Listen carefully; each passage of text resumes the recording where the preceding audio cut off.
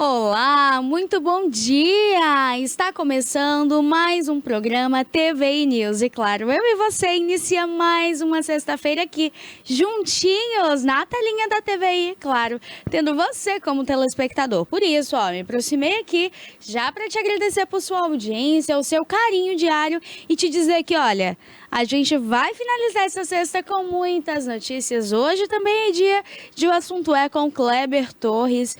E olha, a gente tem muitas novidades, muitas coisas boas aqui na telinha da TVI. Nesse domingo a gente estreia com mais uma coisa boa, mais uma das novidades desse ano de 2025. São 20 anos da TVI, esse é um ano de aniversário e você que ganha muitos presentes. E um deles a gente estreia no domingo, tá? O Bahia Sul Show de Prêmios, a edição da criançada, edição aí, olha, especial, com mais de 55 mil reais em prêmios e você confere tudo isso aqui através do nosso Instagram, também através do nosso canal 24.2 ou através aqui do YouTube e as redes sociais do Bahia Sul Show de Prêmios também, tá bom? Não esquece de seguir a gente nas nossas redes sociais, TV Play Oficial, entra lá no nosso Instagram, acompanha tudo o que vem por aí também. Bom, e a gente, antes de qualquer coisa, já quer deixar aquele beijo, aquele abraço carinhoso para as crianças aqui, os filhos dos nossos telespectadores da TVI, os netos, sobrinhos, irmãos, um beijo carinhoso, que seja aí um domingão de muita alegria, muita diversão. A gente vai falar aqui também a tendência do momento, hein? O que a criançada tá mais pedindo, mais querendo, porque assim, cada ano é uma expectativa nova, as lojas, o comércio se concentra também na expectativa das vendas aí de muitos brinquedos, muitas novidades também. A gente anda aqui pelo centro da cidade mesmo, vê ali muita coisa legal, né? A criançada aí na expectativa dos presentes. Mas antes a gente começa com a nossa previsão do tempo para saber como fica Itabuna e as demais cidades da região. Esse final de semana promete, hein? Itabuna ontem passou o dia inteiro ali naquele calor, aquele calor que a gente gosta para animar, começar o final de semana bem. Mas antes a gente vai agora aqui para a nossa previsão do tempo. Nesse momento, Itabuna marca 28 graus, com máximas de 30 graus. Sim, condições chuvosas para hoje à tarde. Então já preparem, já prepara ali, coloca o guarda-chuva, a sombrinha no carro, leva um casaquinho porque se esfriar, não vai ter problema. Então, sim, tem chances de chuva para hoje em Itabuna. Condições ali parcialmente nubladas a partir das 13 horas.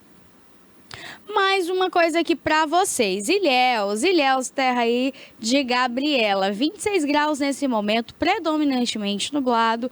Assim, gente, previsão de chuva para Ilhéus, mas é aquela chuva leve, aquela famosa garoa, conhecida aqui por nós nordestinos como garoa. Mas olha, condições ensolaradas aí por volta das 11 horas. Então, já, Ilhéus tira aí essas nuvens que passam e, claro, abre aquele solzão para quem quiser aproveitar a praia, já começar o final de semana também por lá. A gente agora vai, então, direto para Itacaré. Itacaré, 26 graus nesse momento, com máxima de 28. E, claro, Itacaré tem previsão aí de sol durante todo o dia. Serra Grande, 27 graus nesse momento, máxima de 28, nublado, mas há condições aí ensolaradas a partir do meio-dia. Uruçuca nesse momento marca 28 graus, máxima de 30 graus. E você consegue acompanhar isso tudo aqui na telinha da TVI. Como fica a mudança do tempo até o final, até meio-dia, que é quando a gente termina. Eu trago aqui outras atualizações para vocês. 28 graus Itajuípe marca nesse momento, com máxima de 29. Está nublado, no entanto, tem sim solzão gostoso chegando por Itajuípe. Vitória da Conquista, 24 graus, com máxima de 27. A gente sabe que o tempo segue firme aí durante todo o dia. Então, você que está em casa nos acompanhando, já prepara o lookinho de banho, porque Ilhéus tem sim solzão neste final de semana. Olha, a gente sabe que o tempo muda rapidinho aqui na Bahia.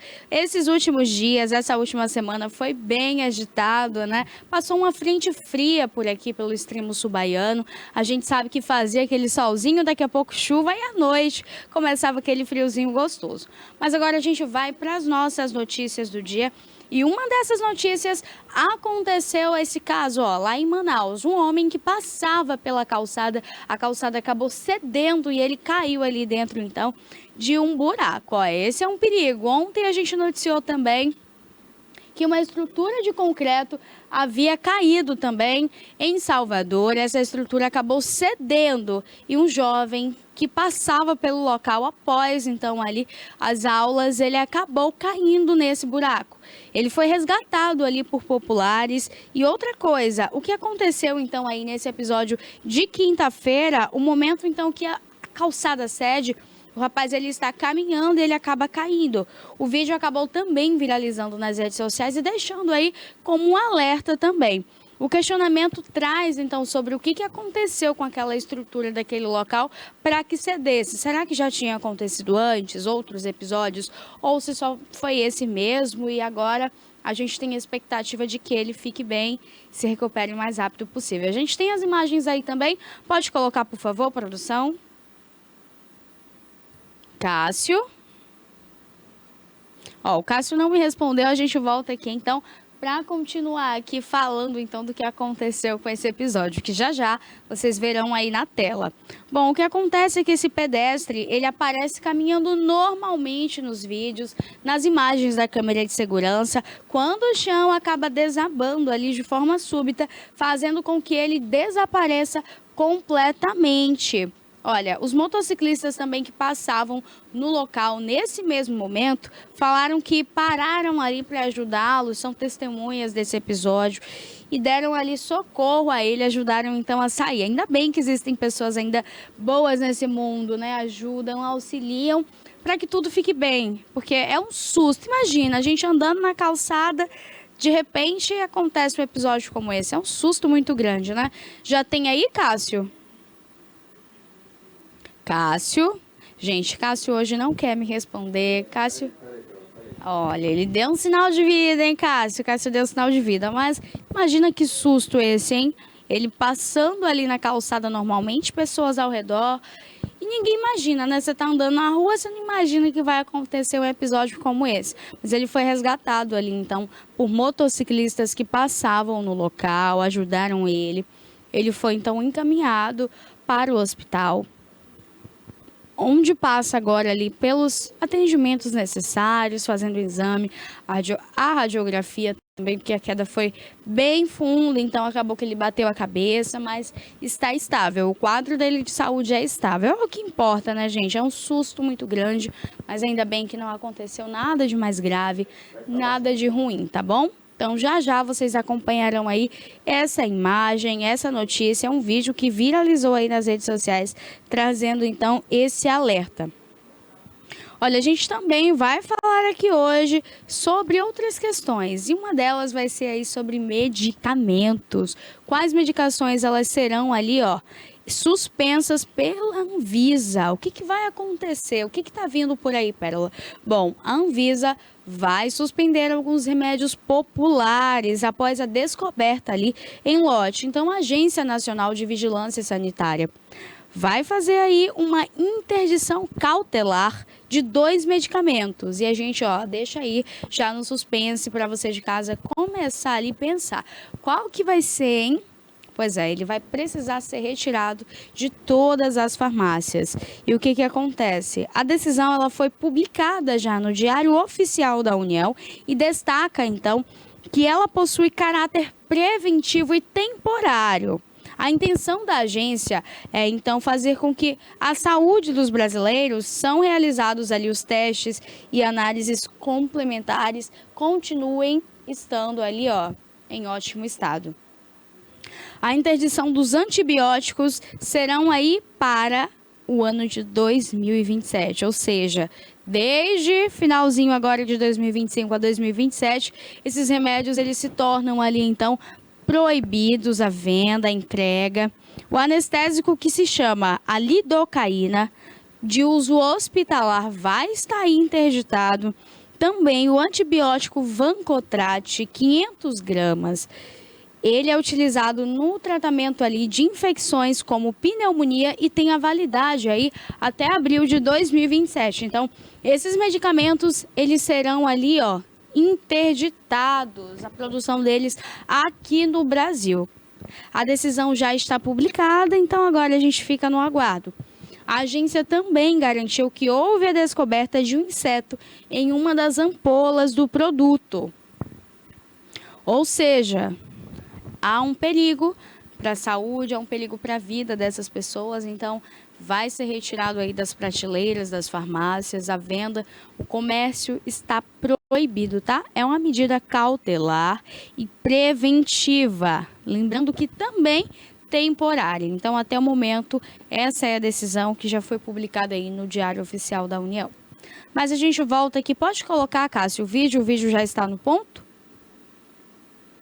Cássio? Peraí.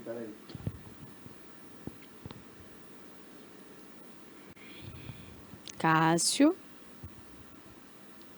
Baixando aqui ainda, tá demorando, velho. Ó, Cássio não tem ainda a imagem aqui daquele episódio, aquela primeira notícia que nós começamos falando. Então a gente volta a falar aqui sobre o metanol, porque final de semana está chegando. Uma das coisas que a gente mais sabe é que as pessoas estão sim em estado de alerta, há um medo muito grande. Ainda nesse mês a gente vai trazer aqui um especialista, um médico ou quem sabe até mesmo alguém da vigilância sanitária para esclarecer alguns pontos específicos sobre essa grande situação. Quando eu falo grande situação, primeiro porque essas empresas elas não vão deixar de comercializar o que elas têm ali de produto. Então, às vezes, aquele produto você não sabe se tem, você não consegue entender porque não tem uma coloração diferente. O sabor pode ser facilmente confundido. Ninguém vai começar a abrir os lacres ali das bebidas destiladas, obviamente, para estar provando antes de mandar para o cliente. No entanto, é necessário sim que essas pessoas entendam ali a gravidade de tudo isso, o perigo que tudo isso representa e que com certeza, ó, gente, vamos observar o local em que você vai consumir essa bebida. É uma fonte confiável? Já é uma empresa, um restaurante, um bar, uma distribuidora que você faz o uso, que pessoas do seu convívio também fazem? Ou seja, são empresas confiáveis, são fontes confiáveis? Se sim, tudo certo. Agora você sai de sua cidade, vai para outro local, faz o consumo da bebida que é de uma fonte duvidosa, acontece uma situação, a gente nem tem para onde recorrer. Então é importante que tudo isso, ó, gente, seja planejado. Ó, o vídeo tá pronto, hein? O vídeo tá pronto. E agora a gente vai ver então as imagens da câmera de segurança de um circuito ali, de uma calçada que acabou cedendo e um pedestre acabou caindo no local. Pode colocar.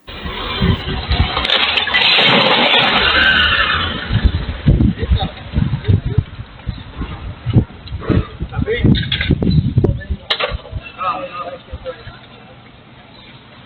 Tá bem?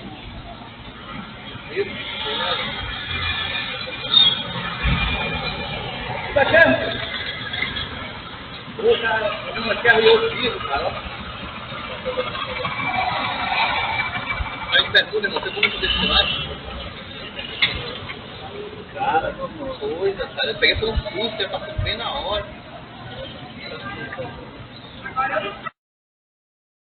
Olha a imagem, aí ele começa... Gente, é no seguinte momento que ele pisa e ele já iria em direção à saída ali da calçada, né? Que susto!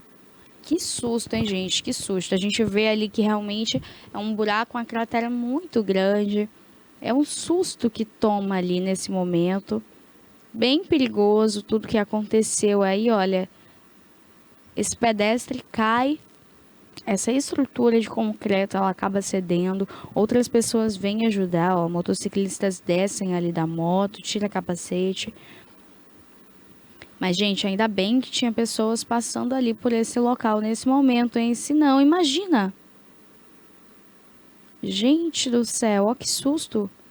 Olha o tamanho dessa cratera. Jesus amado, que susto é esse?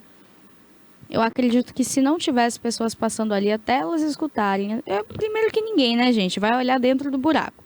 O buraco tá lá, o que a gente faz é desviar.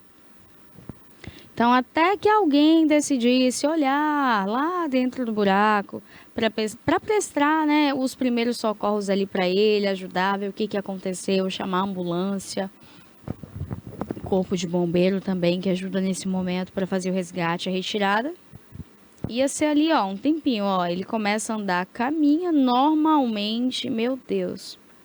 Espero que fique tudo bem, né? O mais rápido possível, porque é um susto. Agora sim, ó, tem outra informação aqui, que é uma informação também muito triste. Mais um episódio aí, gente, e esse foi um teto que acabou desabando. Foi uma tristeza. Uma funcionária infelizmente morreu, uma moça que estava no local. Uma funcionária acabou morrendo após o teto desabar. Era o restaurante ali com o menu do chefe, então, Henrique Fogaça. Para quem conhece ou quem assistiu ou quem não conhece, é um chefe que faz parte ali do núcleo de integrantes, então, daquele programa apresentado para trazer chefes, para formar chefes. Então, o que acontece é que os funcionários estavam no estabelecimento quando uma parte do teto acabou cedendo e vitimou fatalmente essa moça. De fato, é um susto muito grande quando a gente fala sobre isso, porque a gente acredita que todas essas estruturas, e quando eu falo estrutura, eu falo de casa, seu local de trabalho, até mesmo na rua quando você está caminhando, que elas estejam ali, ó, com uma base sólida, que o concreto não vai estar cedendo assim da noite para o dia, de uma hora para outra. Há um desgaste, ou então foi feito da maneira incorreta. E a gente não espera algo desse tipo. Então, imagina se essa funcionária, né, ia estar ali com o quê? Com capacete? Uma cozinha? Não, ela não ia fazer isso. Então, eu estou trazendo esses comentários porque eu li muitos comentários das pessoas se questionando o que teria acontecido. Será que essa moça não viu? Não, gente. As tragédias acontecem, mas elas não trazem consigo um pré-anúncio, um spoiler do que irão acontecer. Então, não existe essa de, ai, ninguém ouviu o barulho, ela não viu, não correu a tempo. Não, é um momento de pânico, de susto, e as pessoas, elas reagem de formas diferentes. E, obviamente, foi um susto para ela. Então, quando ela viu, de fato, a estrutura já havia cedido ali no local. Olha, a informação também é de que havia acontecido uma explosão no local devido a um vazamento de gás, tá? As imagens já foram divulgadas aí também e a gente tem, pode colocar a produção. Vai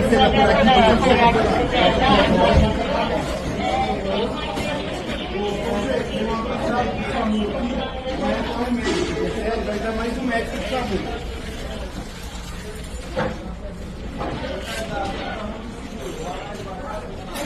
Camila, vai dar mais um médico de saúde.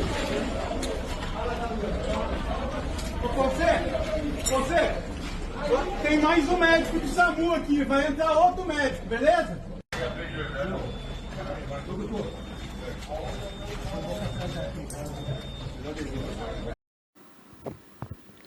Olha, eles estavam no estabelecimento, ao todo eram 20 funcionários.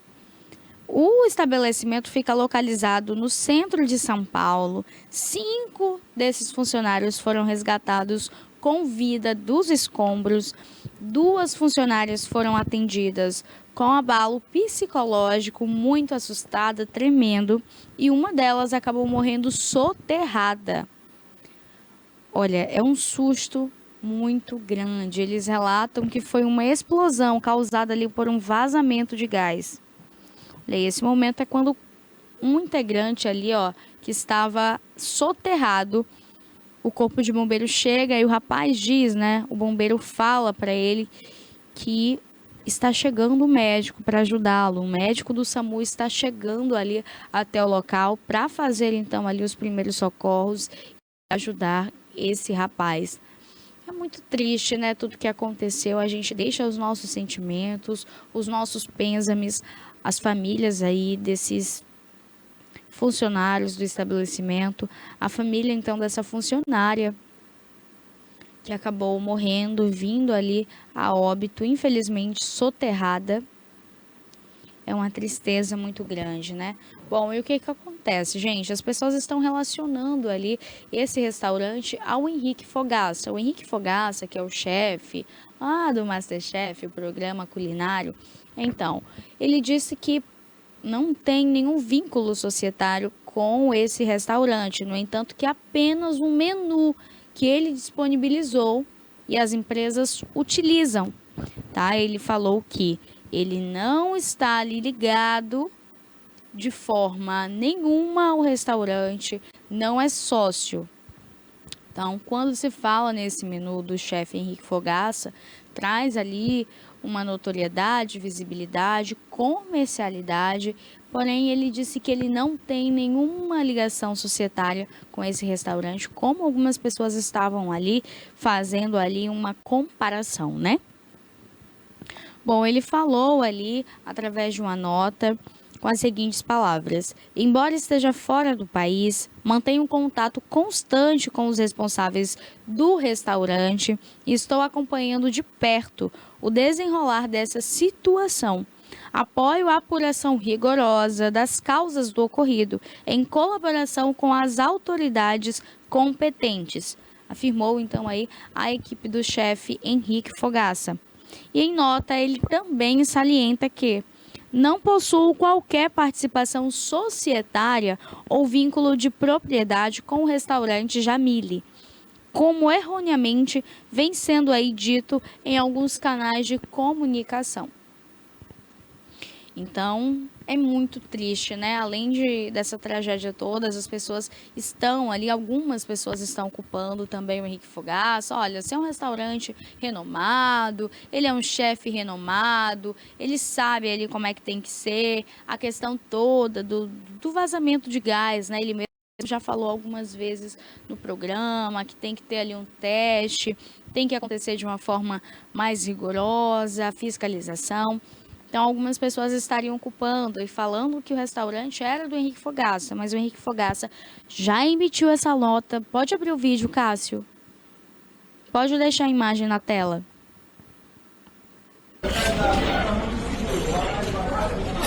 Camila, vai dar mais um médico de SAMU. Você, tem mais um médico de SAMU aqui, vai entrar outro médico, beleza?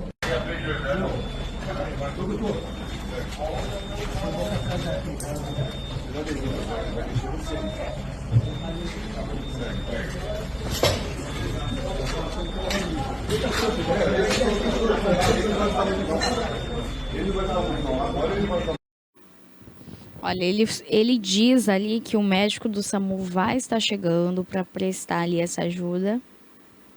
Quando a gente tiver mais atualizações sobre o caso, a gente também traz aqui para vocês, claro, porque tem que saber, né, gente? Fica esse susto no ar pairando e a gente traz aqui para vocês em breve uma nota.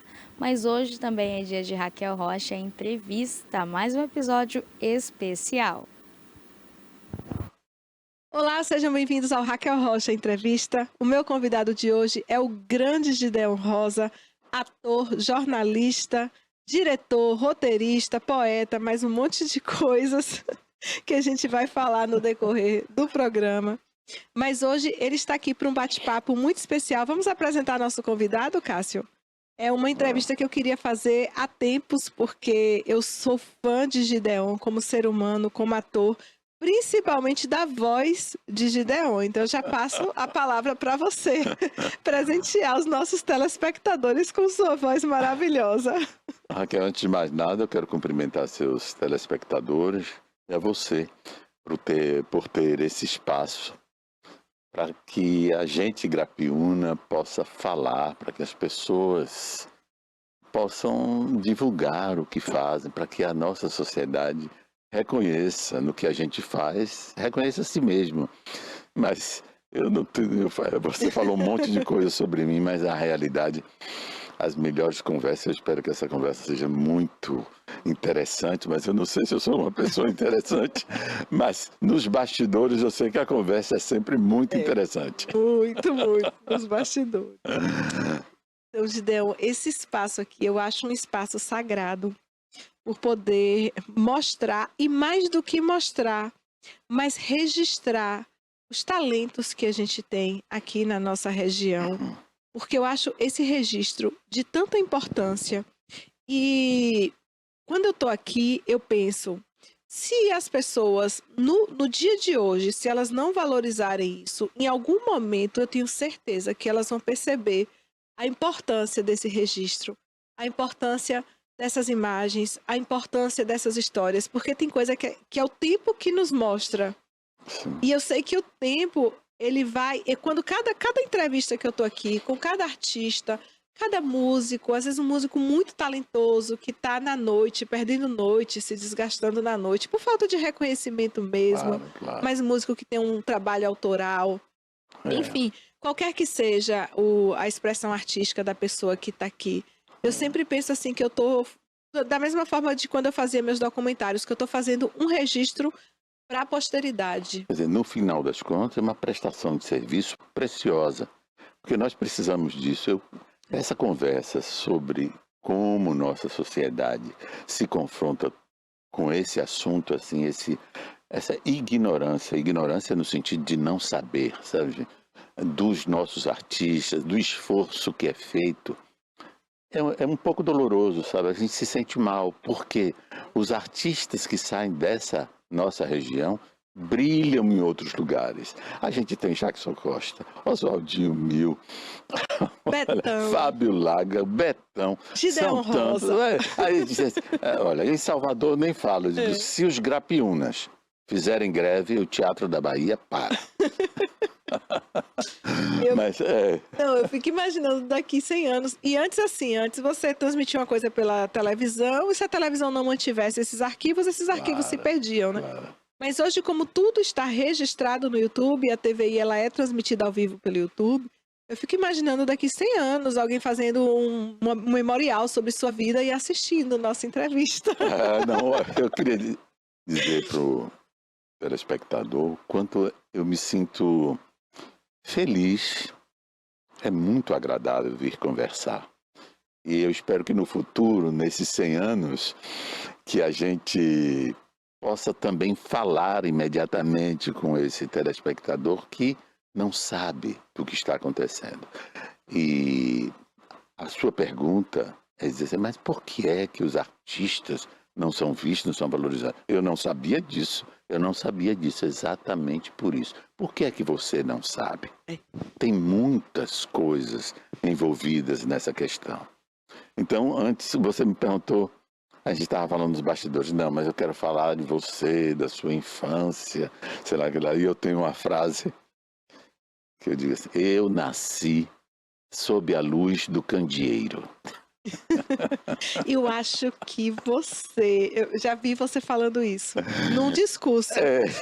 E olha que coisa, quando você fala da memória, daqui a 100 anos, olha que coisa absurda, um bebê nascer, não é? Luz de parteira? De parteira, na luz do candeeiro. E a do... fumaça, aquele querosene queimado dos... Aquele cheiro de Oh, meu Deus, que coisa absurda. Então é por isso que a gente tem vozes, os mais velhos, né? Vozes fortes, graves, choravam muito, porque eram submetidos imediatamente a um choque absurdo. Então daí, foi numa fazenda ali na região do Bandurra, também se chama Paredão. Fica, eu acho que pertence a Itapé. Mas minha família toda é de Buerarema. De meu pai, né? E aí, minha mãe é que é de Itapé. Então, meu pai tinha uma fazenda lá nessa região do Bandurra. Depois, logo, acho que 2 meses, eu fui para Buerarema. Então, você não passou a infância na fazenda? Não, muito pouco. Eu ia e vinha e ficava lá em Buerarema. Buerarema sempre foi um encanto para mim. De menino, assim, de natureza, de mar, de correr descalço. Se bem eu gostava demais. Talvez proporcionasse tudo, isso, né? Aquele rio Macuco. Isso, eu fico indignado hoje com as pessoas que devem também ficar indignadas com o rio Cachoeira. Porque você tomou banho de rio. A gente tomava banho de rio, aquilo era natural. Por falar nisso, a gente tem uma coisa. Então a gente era registrado, todo mundo era registrado, isso é importante.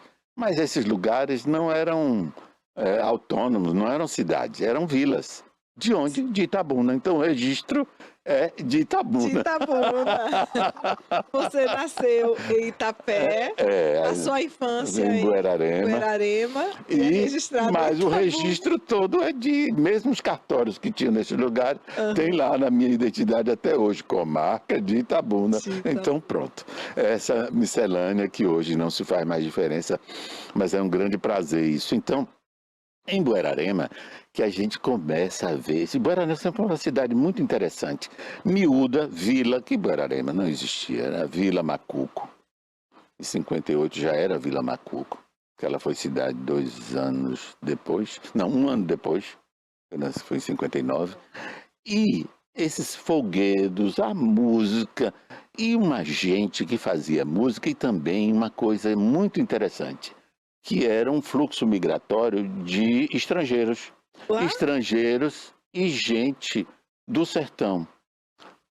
E claro E aí que você o acaba sul tendo contato com diversas com culturas. diversas coisas. Claro que no sul da Bahia todo a gente tem uma matriz sergipana, alagoana e logo no início do século também a gente tem esse fluxo migratório da Espanha, dos árabes. Isso tem lá uma coisa em Buerarema que funcionava. A igreja, a gente tinha... Eu ouvi missa em latim o tempo todo, até hoje eu sou apaixonado pelo latim. Outro dia eu fiz um roteiro, esse roteiro eu nunca fiz. Ele pode servir para dança, para teatro, tudo em latim. Claro, copiando certas coisas que eu não sei latim. Porque no 5º ano, a gente para Porque entrar... antes tinha latim na escola, não Na tinha? escola, isso é um crime. Sabe que essas coisas precisam ser discutidas? As pessoas hoje, elas não sabem escrever e ler e compreender o que está escrito por isso. E a dificuldade de matemática, eu fico olhando, as autoridades todas estão comendo mosca nisso. É que eu me relacionei muito bem com as pessoas da igreja, que sabem isso, que eram os professores de latim, na maioria das vezes. Sim. Então, teve um beneditino que me disse uma vez: o latim é fundamental, e o grego, para se entender biologia, matemática, física, química e, naturalmente, Da nossa língua. etimologia, dos conceitos, dos Tudo, nomes. das senão você não substâncias. avança, você lê e não entende o princípio. Então, Sabia que toda vez que eu vejo uma palavra nova, a primeira coisa que eu faço é buscar a origem dessa palavra. Então, assim, então isso é um erro. Aí as pessoas vão ficar, mas essa coisa velha, antiga. Não, não. É porque a gente precisa saber de onde vêm as coisas. Isso é importantíssimo, sabe? Porque senão você termina escrevendo uma coisa e não sabe o que significa aquilo. Tudo tem uma raiz, de onde vem, uma razão por ser do jeito que é. Algumas coisas são convenções. Então, às vezes, eu fui muito abusado nessa infância de Buerarema, que tinha micareta, que chamava micareta, ou a micareta de lá tinha um nome francês, não é? Micarème. Vou falar micareme. E era uma festa de carnaval fantástica, que era depois da quaresma. E tinha pastorinhas, reisados. Então eu tive uma infância muito bacana de brincar na rua, que as pessoas hoje, eu acho essa história de não ter celular na sala de aula, as crianças estão descobrindo o valor que é o diálogo, a conversa, até como isso vai se refletir em casa. Sabe, às vezes a gente fica pensando que nós tivemos uma infância extraordinária. E com isso eu não estou deixando você perguntar nada. Que pessoa insuportável. Não dê um microfone a ele que ele fala. Mas você fica falando aqui, eu vou esquecer completamente do tempo e vou ficar aqui só embasbacada. Não, é isso que eu vou dizer. Se o espectador nos fala alguma coisa assim, mas você falar da sua infância, da riqueza que era, porque tudo isso se perdeu. E junto da minha Hoje- casa tinha uma filarmônica de Seu Praxedes.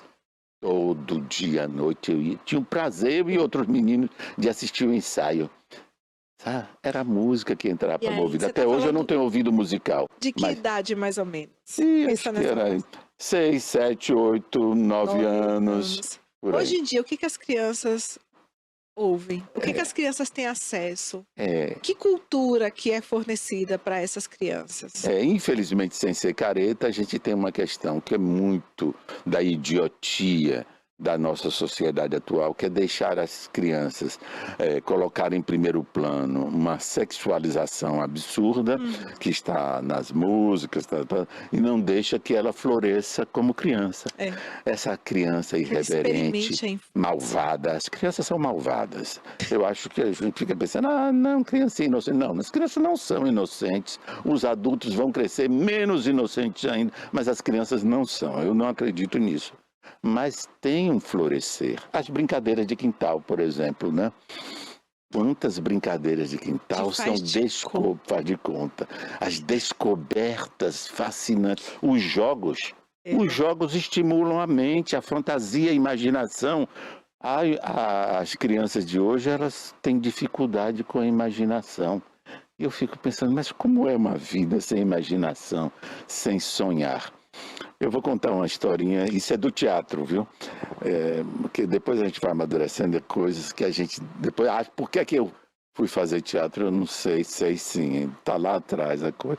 Que eu brinquei muito com a questão da imaginação, de circo e tudo. Então, a gente estava fazendo uma peça nova lá em Buerarema, Anderson Andi ensaiando e tal, e tinha uma cena de brincar de telefone, aquele telefone que a gente pegava uma lata enrolava um cordão do lado do outro. E falava. A moçada ficou, essa cena é muito antiga, muito isso, muito aquilo. Eu não respondi, eu não tive coragem de responder, porque seria um sermão muito desagradável. Eu sou careta, sou velho, antiquado, não é isso. O que está em jogo? A questão da imaginação, como é que nós avançamos, como é que o cérebro evolui. Então, eu acho que essas crianças, sem saudosismo algum, eu gosto dos tempos de hoje, mas nós temos prejuízo para ter os tempos de hoje. Então, essa infância que eu tive, eu não renego coisa alguma. Gostaria apenas que nessa infância eu tivesse tido as facilidades que nós temos hoje. Estudar era uma dificuldade, minha gente.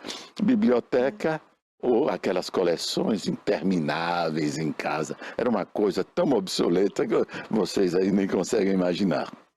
Eu acho que hoje tudo está muito fácil, tudo está muito acessível e parece que as crianças não se interessam mais pelas coisas. Eu me recordo assim do tanto que eu andava para ir até a biblioteca pública para pegar um livro para ler e de voltar para casa. A ansiedade para ler aquele livro era tão grande que eu voltava no meio da rua, andando e lendo várias vezes assim. E até por causa dessa atmosfera, nós líamos muito mais cedo. Olha, eu às vezes eu me pego assim, mas eu li Dostoiévski, Machado de Assis, aos 16, 17, aos 18 anos eu já estava lendo outras coisas. Aí, claro que hoje eu não me lembro tanto, algumas coisas eu tenho até relido, mas o que é que proporcionou isso? As provocações que estavam lá. Você falou disso, de andar muito, e eu fiquei a pensar que a gente, para ir fazer um passeio numa fazenda, a gente andava muito. Andava e era um prazer extraordinário. E se conectar com a natureza. Ou com um amigo, ou com a família, andava, conversava. Uma parte corria na frente, outra parte gritava atrás, espera. E aí eu acho que essa questão do... Eu fiz grandes amizades no trajeto da escola. Né? Passava na casa de um, na de outro. E aí a pessoa fala assim, eu falei, é muito minha amiga, estudaram juntas, eu não. Mas a gente ia para a escola juntas. Como era muito longe, né? Não tinha essa coisa de... Você tinha que dialogar. Então, essa quebra do celular, da rotina do celular nas escolas, eu penso que a gente vai ter um resultado daqui a um ano extraordinário na socialização, nas redescobertas, até da própria palavra. Às vezes as pessoas escrevem para você hoje, você diz assim, mas como é que ela se comunica nessa língua? Gideon, hoje, inclusive, nas faculdades, se você pega estudantes terminando cursos universitários, você vai perceber que eles têm problemas de alfabetização. E tudo, você vai comprar uma coisa, assim, as pessoas hoje quase não pagam em dinheiro, mas essa semana eu fui comprar uma coisa, era R$7, eu dei 10, a pessoa pegou, abriu a calculadora do celular, porque celular é tudo, né? Abriu a calculadora e fez assim, 10 menos 7. 3, abriu a gaveta para pegar R$3 e me dar. Ela não fez a conta de cabeça. Preguiça já, né? Isso não é nem cálculo. Lembra antigamente que a gente ia na venda e ficava pegando as coisas, a pessoa claro, anotando ali, quando a gente chegava lá, né? Meu pai mandou pagar a conta, aí aquele senhorzinho ali da mercearia que não tinha estudado mais de um ano, nem frequentou a escola, pegava um papel de pão, aí botava aquele monte de coisa ali, até os centavos, e fazia ali, batia o noves fora, e fazia a conta e não precisava nem repetir, dava o valor exato. Então, assim, era um tempo muito proveitoso, apesar das limitações, né? Não tinha energia elétrica, isso facilitava outros folguedos. Então, é isso. Hoje, sabe, imagina a vida sem energia observa, elétrica. você tá em casa ali, com um monte de gente na casa. Provavelmente eu tá olhando pro celular, ou tá assistindo uma série. Sempre tem um dispositivo eletrônico que tá ali no meio dessas pessoas. Se acaba a energia, e eu me recordo momentos da minha infância em que acabou a energia. Como aquelas noites eram maravilhosas, assim. Porque a gente acendia uma vela e a gente ou ia conversar, ou ia tentar jogar alguma coisa à luz de vela. Esse capítulo, Então, tem coisas Raquel, assim que que a gente pensa, ai, que chato, faltou energia. Eu falo, Não. gente, é uma oportunidade, né? que oportunidade, né? Nesse capítulo, eu queria falar com o seu telespectador sobre uma coisa, que é a linguagem oral, a oralidade para passar a informação. Então, era nessa falta de energia elétrica que as pessoas se sentavam na frente da porta, né, na porta da frente, para conversar com a vizinhança. E também tinha sempre aquele que contava histórias. E ao contar histórias, você se reconecta com a imaginação, com um outro mundo, e você queria conhecer aquilo nos livros. Então, tem muita riqueza que nós perdemos e ganhamos também outras riquezas. Mas ficamos mais pobres de imaginação.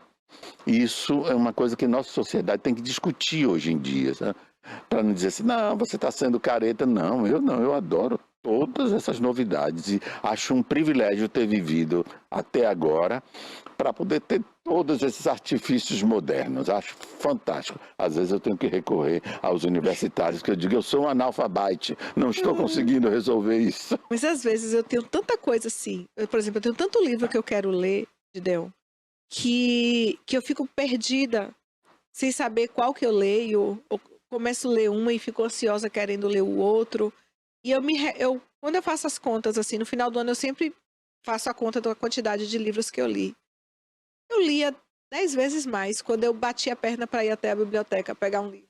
Sim. Porque eu já ia lendo, chegava em casa e não tinha celular, não tinha nada, engolia. No outro dia eu corria para a biblioteca porque eu já tinha terminado de ler e pegava outro livro. Lia às vezes 3, 4 livros por semana. Nesse aspecto, talvez fosse interessante a gente falar. Hoje...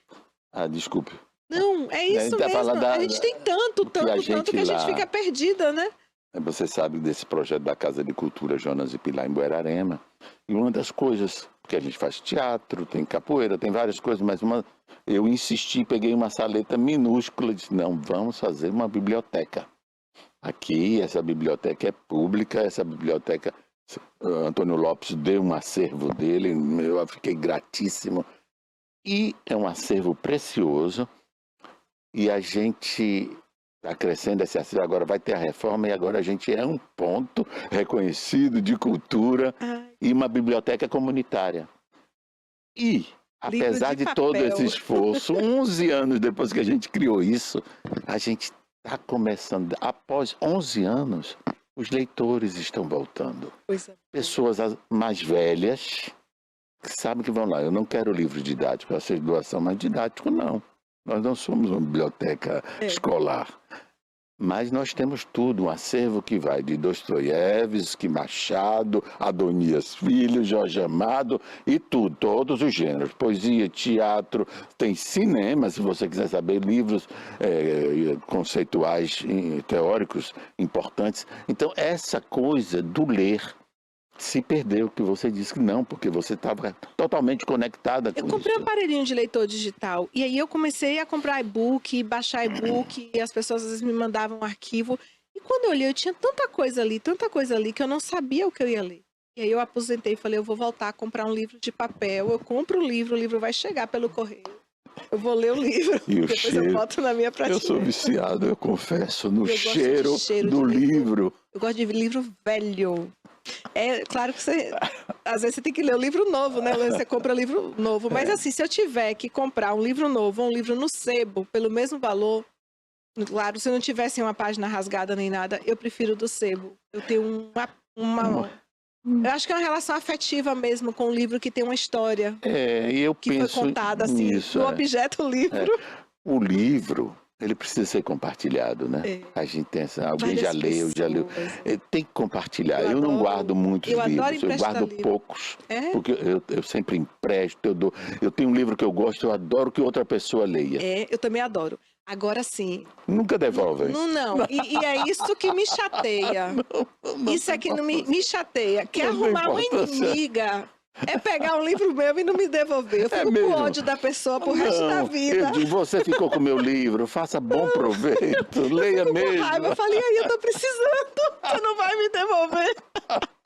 Eu empresto com tanto amor. Não é. Mas aí a pessoa normalmente ela não devolve. Eu não sei o que as pessoas têm com o livro, que elas não devolvem livros. Agora, Raquel, você já pensou que essa oportunidade de ler, as pessoas perderam também o ponto de vista de que aquilo é uma janela para um outro mundo, outras vidas, que as pessoas elas se transportam para outras realidades de uma forma tão profunda que eu digo que ela vai ter uma vivência na vida dela que talvez ela não tenha na vida pessoal. Perfeito. Não é? Então, E é um estímulo mental que nenhum outro, acho que nenhuma outra linguagem proporciona. E olha que eu sou fã de cinema, eu sou cinéfila, assim, mas quando você está vendo o filme, você está vendo a imagem, você está ouvindo a trilha, você está ouvindo a voz, você está vendo as cores, você está vendo o movimento, tá tudo ali para você. Quando você está lendo um livro, é só uma página com letras e tudo está sendo formulado na sua cabeça. Sabe, a música, a imagem, o cheiro, isso é uma coisa fantástica. Essa é a minha especialidade, né? Que é a leitura. Eu fiz mestrado nisso, né? Na leitura dramática. E eu falo disso, que é a leitura que estimula a imaginação e que é totalmente respeitosa com o leitor. Então isso é porque eu deixo minha imaginação, ela é soberana. De 100 leitores serão 100 pensamentos, 100 imagens totalmente diferentes. Mas eu queria contar uma historinha importante, que aos 17 anos eu conheci Ramon Vani, né? A família de Ramon Vani toda. Então, Ramon Vani lá no cartório e realmente um amigo de adolescência fantástico. Assim como Marcelo Gana, mas que durou mais tempo, porque Ramon já partiu e que essa região deve reverenciar esse talento louco, extraordinário. Quando ele partiu, eu disse, o debochado se mudou da terra. Eu não quis uma usar o frustração verbo. minha não ter conseguido gravar com o Ramon Vani. Daquele projeto Palco e Poesia. Ele é extraordinário. Então, convidado ele. foi com o Ramon Vani. Eu nunca pensei na minha vida em fazer teatro, né? Foi Ramon Vani que me obrigou. Mas antes, nós fizemos um grupo de leitura, de trocar livros, que a gente chamava tablado literário. A gente tinha um jornalzinho, eu fui aprendendo aí, que a gente publicava, fazia resenha de livro, e nesse bololô, logo depois eu conheci, foi Geni Xavier, Antônio Júnior. São pessoas, então, a Marialdo Silveira também participava desse grupo, Maria Helena Cardoso. Então foi aí que essa turma, esses adolescentes de Guararema, começaram a fazer um movimento. Vocês acharam uma maluquice? Sabia fazer jornalzinho de mimeógrafo? Olha, mimeógrafo é uma forma de impressão antiga, obsoleta, com álcool. tinha uma, Uma uma coisa que eles não matriz, sabem o que e é. Não. você fazia assim, pegava, datilografava nessa matriz, metia no mimeógrafo Saía assim. úmido o Isso. papel, com cheirinho de álcool. E a gente Tinha que publicava botar esses... tudo espalhado para secar, não podia botar um em cima do outro, senão um manchava o outro. E era um Peguei prazer. mimeógrafo. Você pegou, né? Era um prazer com a literatura. A gente queria falar. Também tinha os escritos adolescentes de todos ali. Aquilo era importante. As pessoas, às vezes, a gente, às vezes, adulto, objetiva demais as coisas. Isso. A gente quer uma razão e um resultado imediato para cada coisa que a gente faz. Mas não precisa. Está no processo, né? Está no processo, caminho. aquilo está engrandecendo. Tá na E eu caminhada. digo que eu não sei o que teria acontecido no caso desse meu lado artístico se não fosse Ramon Vânio. Então já fica um tributo, uma homenagem Ele é a extraordinário. Ramon Vânio. Bom, eu não sei se cabe isso aqui. Cabe. Não, porque eu vou me emocionar muito com isso, que é uma história muito pessoal. Vou respirar fundo aqui, viu, gente? Mas conte. Então, depois eu fui para Salvador, essa história toda, estudei jornalismo e teatro e uma agonia, e fui fazendo. E voltei para Itabuna por razão de saúde. Eu tinha perdido os rins. E quando eu cheguei aqui, Ramon, advogado, não aceitou essa situação. E ele começou a lutar. E apareceu uma carta de um presidiário de Ilhéus que tinha drogado, ele entrou em surto e matou os avós que criaram ele. Desculpe, é um pouco duro isso, assim, muito emocionante. Essa carta estava circulando lá no serviço de hemodiálise e ele oferecia o rim dele para se redimir. Esse presidiário. Um presidiário. Jovem, muito jovem ainda. Acho que 20 e poucos anos. E... Bom, estava lá, ninguém queria, um presidiário, não sei o quê, como se isso fosse... Mas aquilo me interessou, eu digo, eu quero a carta. Se ele quer doar, ele queria doar um rim dele, uma parte do fígado, para salvar a vida de 2 pessoas, porque ele tirou a vida de 2 pessoas. Simbólico, forte. E Ramon Vânio não aguentou aquilo, pegou essa carta como advogado, correu o trecho entre Ilhéus e Itabuna para ver se a justiça permitia que ele fizesse o teste de compatibilidade. E a justiça, que às vezes é soberana demais, negou isso. Aí. Negou essa oportunidade, mesmo que não fosse para mim, porque a questão do transplante podia ser serve compatível para com outra pessoa. Com outra pessoa, não importa. O que importa é que ele queria redenção. E Ramon não conseguiu. Talvez isso A justiça disse... bem mais a ele do que a quem recebesse. Exatamente. Sabe o que a justiça disse? Não. Ele não está de posse das faculdades mentais e, portanto, nós não vamos permitir isso. Se alguém não está de posse das faculdades mentais por suposição, então não alguém... era para estar ali naquele presídio. Então tem que fazer um teste. Exato, Para isso existem os testes, tinha que ter os laudos, exames. perfeito. Claro, mas não. A justiça às vezes é soberana demais. E perversa. Arrogante também. Desculpe, é uma história tão particular. E essa pessoa podia meu tributo a Ramon. Obrigado. Podia ter encontrado a paz. E Ramon tentou, né? Ramon lutou. Ramon tentou. Ramon era uma pessoa muito generosa. Gigante. Sempre de Buerarema. Que bom terminar esse bate-papo homenageando o grande Ramon Vânio, o gigante Ramon Vânio. Eu não aguento assim, às vezes a gente... Quem está em casa aí está vendo foto de Ramon Vânio, quem não teve a oportunidade de conhecer esse grande ser humano, esse grande artista, essa grande figura da nossa região. Querido, vamos finalizando. Eu queria lhe convidar para retornar, para falar um pouco sobre sua trajetória artística, grandiosa, você tem uma carreira grandiosa, então já fica o convite para você retornar e falar um pouco sobre sua carreira, combinado? Eu falo muito. Obrigado, viu? Obrigado a você que esteve assistindo a gente até agora. E você que está em casa, muito obrigada por ter assistido Raquel Rocha Entrevista. Lembre-se sempre, assista bons filmes, leia bons livros, ouça boa música, cuide do planeta, cuide da sua mente, do seu corpo, do seu coração e seja feliz todos os dias. Beijos.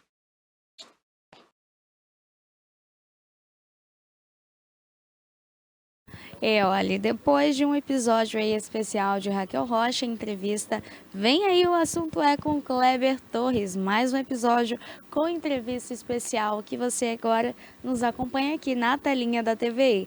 Pode rodar a vinheta porque hoje é dia de o assunto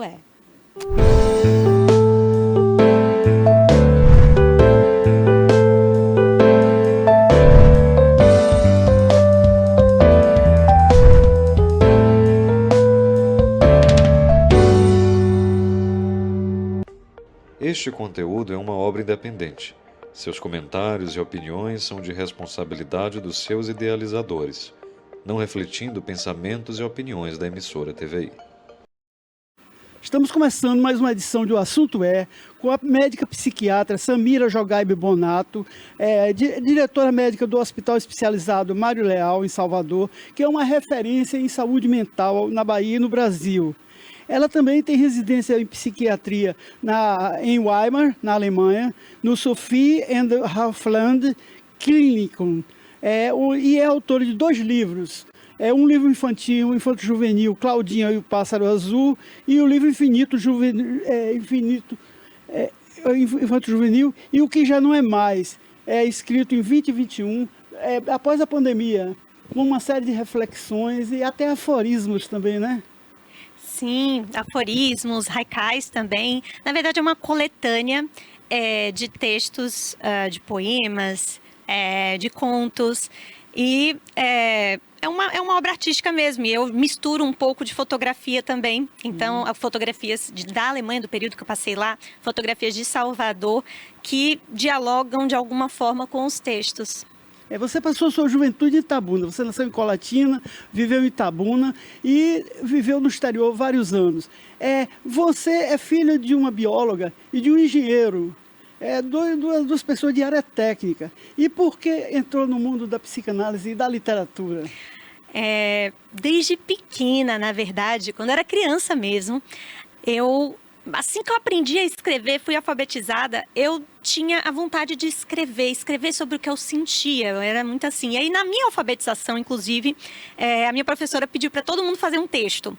E o meu texto foi escolhido, uma historieta, assim, né, um conto, por assim dizer. E a minha história foi escolhida para ser lida ali no dia da alfabetização. Acho que a partir dali eu vi que eu tinha vontade de escrever. E até as minhas poesias, meus pais pegaram elas até escondidas de mim.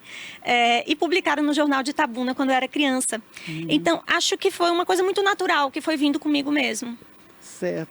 E a psiquiatria, como é que você começou a trabalhar? É uma pergunta interessante. Eu não sabia o que eu queria fazer quando eu estava no ensino médio. No ensino médio, inclusive, eu fiz o intercâmbio para a Alemanha, né, o 2º ano científico. Aprendi bem o alemão, me dediquei ali para poder aprender o idioma. Frequentei a escola, validei o ano que eu fiz lá na escola, em Itabuna. E no Galileu, inclusive, saudoso. E chegou a hora de escolher, né, que área que eu ia seguir. Minha mãe era professora, bióloga, professora na psicologia. E eu, às vezes, frequentava as aulas dela e achava aquilo super interessante. Mas eu queria ir além um pouco da psicologia. Eu queria conhecer mais o ser humano, sabe? Então, daí veio a minha vontade de talvez estudar psiquiatria, mas primeiro eu teria que passar pela medicina. Então, foi isso. Hoje tem uma série de nome para esquizofrênico, autista, tal, e doenças mentais. Antigamente, neurótico e o esquizofrênico eram os básicos. Tinha até uma músicazinha antiga que era sou neurastênico, o cara tinha de casar, senão ia cair em Jacarepaguá.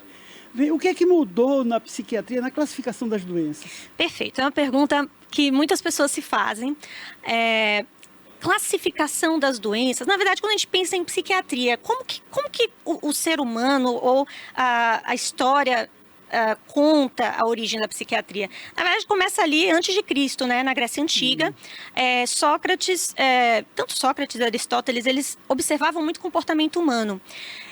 Galeno, né, tentou classificar tipos humanos. Ele começava a observar que existiam tipos humanos com padrões que se repetiam, apesar da diversidade de cada um. E então, ele classificou grosseiramente, né, os tipos humanos ali em colérico, fleumático, sanguíneo, melancólico. Então, tinha essa classificação bem grosseira. Isso foi se desenvolvendo ao longo do tempo. E lá no século XVII, cunhou-se o termo psiquiatria pela primeira vez, mas ninguém entendia direito qual a distinção entre a psiquiatria e a psicologia. Isso ao longo do século XVII. No século XVIII, a coisa já começou a tomar um pouco mais de forma. Então, começou-se a entender a psiquiatria, talvez como uma ciência. Quem foi realmente o fundador disso, assim, de que falou que os loucos, né, não eram pessoas com fragilidade da moral, foi Pinel, a escola francesa, né, e que realmente criou o alienismo. Como a gente conhece o livro Alienista, né, de Machado de Assis. Prima, né? Exatamente. Que o cara fez um hospício e botou todo mundo lá dentro e depois ele descobriu que o maluco era ele. Que era ele. É brilhante, né, esse livro. Assis, realmente, Machado de Assis. É uma obra-prima aquilo ali. Uma obra-prima. E isso começou com Pinel. Então, ele começou a criar, a observar esses tipos humanos e ver, isso é uma doença. Que tipo de doença é essa? Aí os seus predecessores começaram a tentar classificar nosologicamente o que estava sendo observado. Agora, o grande lance de você distinguir psicologia e psicanálise, que era muito forte na época, de psiquiatria, foi a farmacologia. Então, quando criou-se o primeiro psicofármaco em 52, criou-se o primeiro sistema de classificação das doenças mentais, que é o DSM-1, foi em 1952. É muito recente, né? Os 300 é só para a parte psicanalítica ou tem outros números? 300? Sim, 300.1, 300.2, 300.3... Eu não conheço. Esses códigos devem ser do CID, né? É do CID, é. O CID também é outro sistema de classificação que, por exemplo, na Alemanha ele é mais usado do que o DSM. Aqui no Brasil, a gente tem a preferência pelo DSM para poder entender melhor os critérios diagnósticos das doenças. Agora, os psicofármacos, os do passado e o de hoje, com smart drugs, qual o melhor para atender essa demanda? Essa é uma questão também muito interessante. Muitos pacientes eles chegam assim no consultório e falam, doutora, esse remédio foi muito forte, ou esse remédio está muito fraco. Quando a gente estuda a farmacologia, vamos lá, vou dar um exemplo. Clorpromazina foi o primeiro psicofármaco a ser comercializado, né, para pacientes psiquiátricos. Hoje ela é usada, a clorpromazina, ela está na lista do SUS, né, de hospitais psiquiátricos. Então, a imipramina também nessa década de 50 veio, fluvoxamina também, inicialmente um antidepressivo, lá no Japão, começou no Reino Unido. Eu diria que ainda há muito o que se estudar, porque ainda há muitos efeitos colaterais dessas medicações, desses psicofármacos. Inclusive, eu estava vendo outro dia, até na televisão, uma médica falando também, que o uso de remédios para dormir vicia o paciente de tarja preta, que ele tem consequências posteriores no paciente e tal, e pode até viciar. Tem. Insônia, na verdade, é um capítulo, eu posso dizer assim, da medicina, que tem muitas explicações. Hoje, o que a gente tem é que a medicação, ela não é tão eficaz quanto medidas comportamentais quando a gente fala de insônia. Mas a gente precisa entender de onde que está vindo a insônia. Então, tratar a insônia, ela não é a abordagem principal, é você entender qual a causa subjacente que está provocando a insônia e aí estabelecer o tratamento específico para aquilo. Mas, de fato, se o paciente ele não tem a disciplina de tentar entender o que está causando a insônia, ele vai se arvorar no psicofármaco, porque a gente está numa sociedade que ela quer resultados imediatos. Vocês têm problema com o paciente que já chega lá no consultório e diz, doutora, eu quero tal remédio assim, porque não sei o quê, porque ele já leu no Google e já chegou com essas informações? Muitas vezes a gente se depara com isso. Mas eu acho que é tudo uma questão da relação médico-paciente. Como você dialoga com o seu paciente, você respeita o que o seu paciente traz, você corrige algumas informações dele e você sente. Na Alemanha, eu aprendi uma coisa muito, muito interessante que aqui no Brasil não observo na medicina em geral. Aqui a gente é muito paternalista. Como assim? O médico, ele acha que ele detém a verdade, ele não conhece a individualidade do paciente, ele acha que ele detém a verdade sobre um determinado assunto e ele fala, olha, você vai tomar isso, tal horário, tal horário. Ele não pergunta, olha, o efeito colateral é esse. Você estaria disposta a ter esse efeito colateral? Então, na Alemanha, a comunicação com o indivíduo é muito importante. Então, você tem aquela decisão conjunta. Eu acho que falta muito isso aqui na medicina do Brasil. Até para medicar o paciente também, parece que vai um advogado, tem que ter respeito à liberdade do paciente. A liberdade é uma coisa também assim, muito diferente, porque lá na residência da psiquiatria, quando a gente precisava ou conter mecanicamente ou medicar contra a vontade do paciente, seja assim, o paciente ele tá lá, tá agitado, ele tá agressivo, ele tá psicótico. Precisa de um sossega-leão. Se você tiver que dar um sossega-leão e conter, você tem que fazer 2 relatórios separados, um para o sossega-leão e outro para contenção mecânica. E você tem uma aprovação de um órgão de bacharéis em direito para poder fazer isso. Tinha um tempo no Brasil que se usava muito eletrochoque, não sei se usa ainda nos hospitais. Aí eu tinha um amigo que era médico e ele aplicava eletrochoque. Aí eu digo, o paciente não corre risco de morrer, não? Eles têm risco de morrer sim e tal, e tinha esse risco mesmo? A eletroconvulsoterapia ela mudou muito ao longo dos anos. Ainda hoje ela é um método muito eficaz para determinados diagnósticos e tem resultados incríveis. Se você me perguntar assim, certo, mas como que acontece? O que dá um reset nos neurônios, né? A gente sabe que a comunicação interneuronal, ela tem uma carga voltaica, né? Elétrica. E a eletroconvulsoterapia também mexe com a carga elétrica, né? E não se tem ainda uma explicação muito concisa sobre como que ela reverte alguns quadros graves, mas o fato é que ela é segura hoje, ela é feita com um profissional anestesista, além do psiquiatra, e ela consegue reverter quadros muito graves. Agora, a lei antimanicomial prevê a formação de comunidades terapêuticas e tudo. Isso funciona? Funciona no Brasil?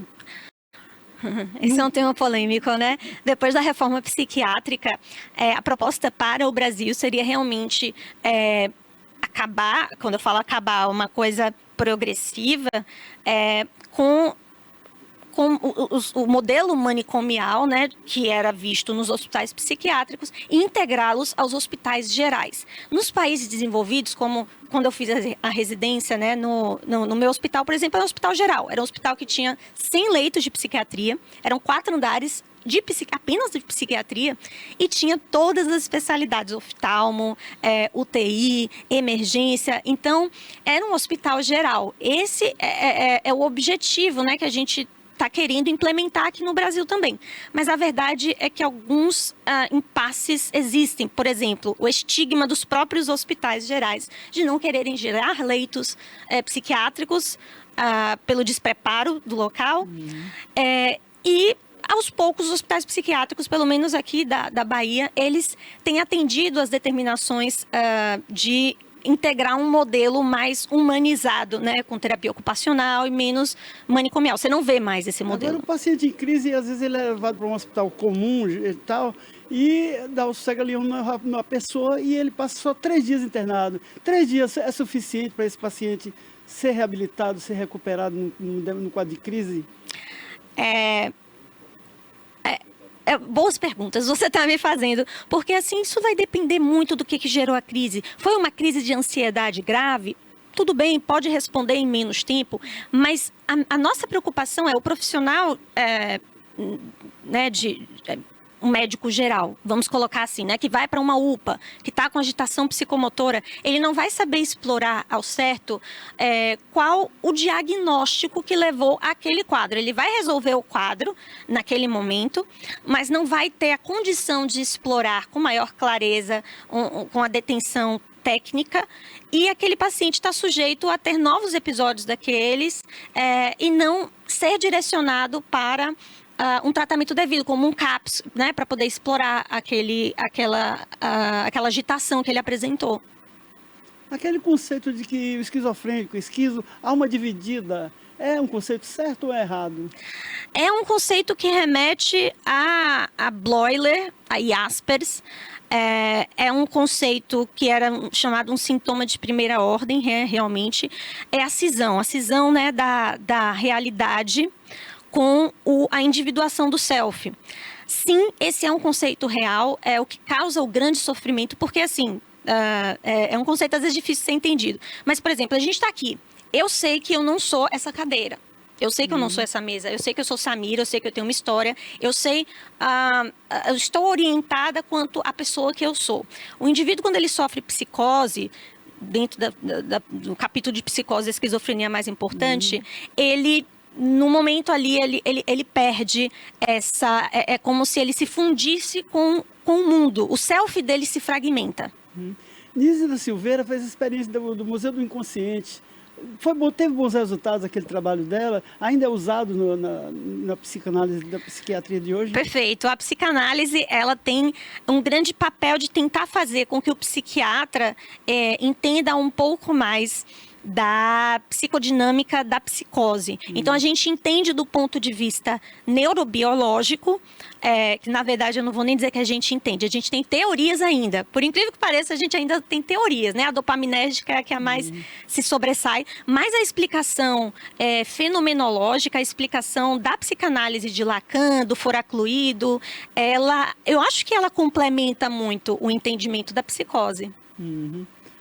Agora, os estudos da psiquiatria hoje, tem a área de medicamento e tem a área também de pesquisa genética, por exemplo, até que ponto a esquizofrenia é uma doença familiar recorrente, o autismo também pode ser transmitido geração a geração. Tem esses estudos, essas linhas de pesquisa? Tem. Essa é a abordagem mais atual da psiquiatria. É a tentativa de unir a neurobiologia com diagnósticos psiquiátricos, porque a gente obtenha também uma maior precisão na hora de realmente determinar um diagnóstico psiquiátrico. Vale dizer também que um diagnóstico psiquiátrico ele leva tempo para poder ser estabelecido, né? As pessoas, elas têm muita essa ansiedade de, doutor, o que eu tenho? E aí chega numa consulta, numa segunda, a gente fala assim, olha, a gente tem uma suspeita diagnóstica e a gente trata a partir dessa suspeita diagnóstica. Então, leva tempo, às vezes, para você chegar num diagnóstico preciso. Então, a neurobiologia, ela está vindo com estudo genético de possíveis alelos, né, que possam determinar se aquele indivíduo tem uma tendência, porque a genética ela não é definitiva, ela mostra uma tendência, né? Isso vai depender da vida do indivíduo. Se é um indivíduo que mora bem, que come bem, que faz exercício, às vezes aquele gene nunca vai ser ativado. Mas é bom a gente ter a noção da combinação genética dos indivíduos para poder predizer um pouquinho melhor. Tem prevalência de doença mental em classes mais pobres ou em classes mais ricas? Tem algum estudo que indica alguma coisa nesse sentido? Isso vai muito com relação ao que a gente estava falando agora anteriormente. Então, se eu tenho um indivíduo... Existe um estudo de um médico inglês. Ele se propôs a fazer um estudo genético de vários alelos e... naquele momento ele descobriu, isso ele já tinha 60, 70 anos, ele descobriu que vários alelos que ele teve no estudo genético, né, no cariótipo dele, apontariam para um possível desenvolvimento de esquizofrenia. Só que ele nunca teve, porque a esquizofrenia ela vem na idade adulta jovem ali, entendeu? Ele nunca teve por quê? Ele sempre teve acesso à saúde, à educação, à qualidade de vida. É por isso que hoje qualidade de vida é um ponto crucial para a gente pensar nas novas gerações. Porque às vezes você tem uma tendência, vulnerabilidade genética e você pode não vir a desenvolver isso. E o rico esquizofrênico vai ser considerado um excêntrico, né? Aquele rapaz é excêntrico. Excêntrico, às vezes a gente isso é uma questão mais social, né? De como a gente classifica o ser humano, né? Certo. Agora, houve um desenvolvimento de tecnologia, de avanço na ciência, avanço na própria inteligência artificial. Hoje tem gente fazendo consulta de inteligência artificial de psicanálise, se consultando. Funciona? Inteligência artificial na psiquiatria? Sim. Olha, o que tem, assim, de um pouco mais robusto que a gente tem usado a inteligência artificial são, por exemplo, modelos, vamos lá, fobia social. Né? Então, a gente usa, por exemplo, um óculos de realidade. Isso ainda não não é uma coisa que é utilizada para, não está validado para tratamento, certo? Então, está sendo estudado. Então, você usa um óculos de realidade virtual, e aí aquele óculos vai mostrar, por exemplo, um cenário em que o paciente sai da casa dele, ele vai encontrar ali fora da casa dele uma pessoa que vai cumprimentá-la. Então, assim, ele está com óculos, e ali tem o médico dele ao lado, monitorizando ele, então, entendendo até que ponto ele pode ir. Então, essa é um tipo de ajuda da inteligência artificial dentro da psiquiatria, a gente poder tratar até alguns determinados transtornos. Mas tem gente que, em vez de ir no psiquiatra, porque é mais caro e tal, ele fica se consultando, conversando com o negócio de chat GPT, essas coisas.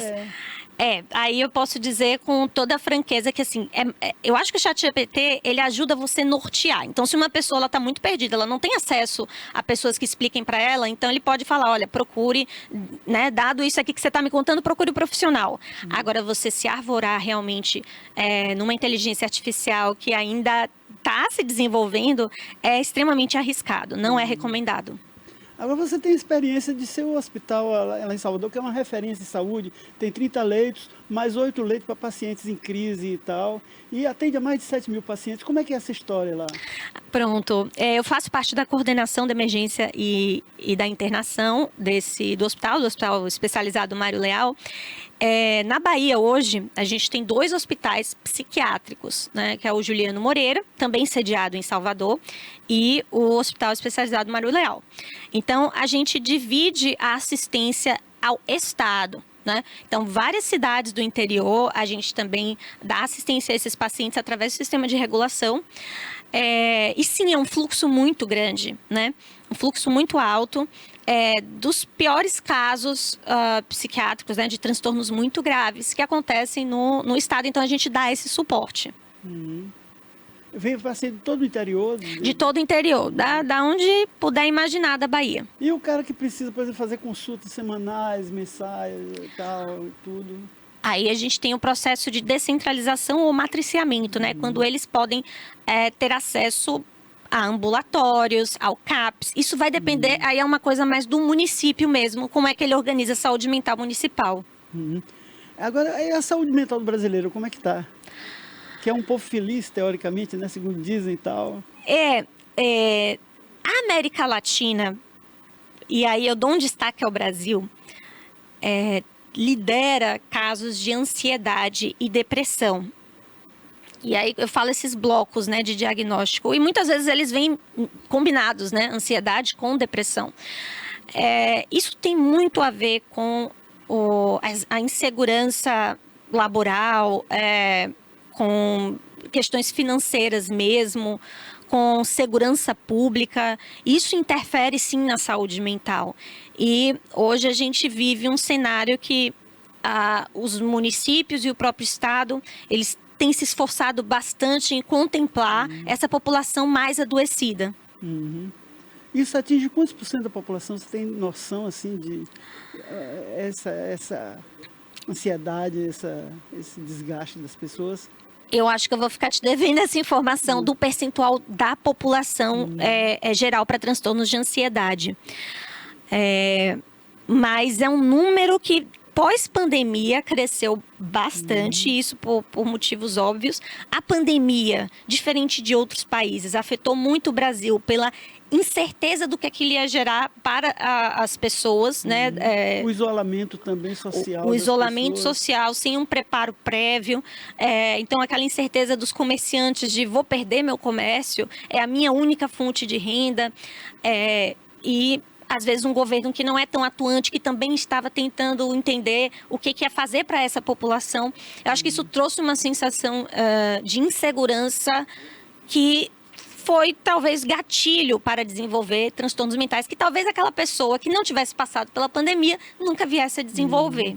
Como também tem gente que nunca foi numa guerra e fica com neurose de guerra, né? Tem uma guerra e aí só as explosões ouvindo fora da cidade, a pessoa já fica neurótica. Desenvolve um transtorno de ansiedade generalizada, por exemplo.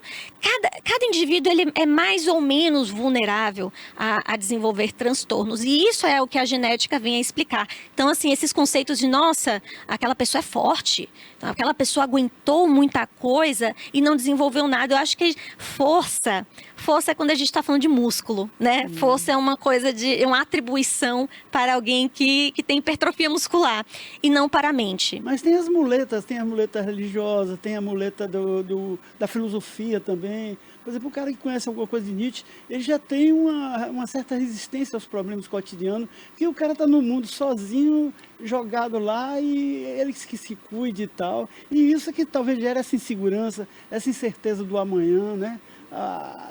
Essa dúvida até do existir.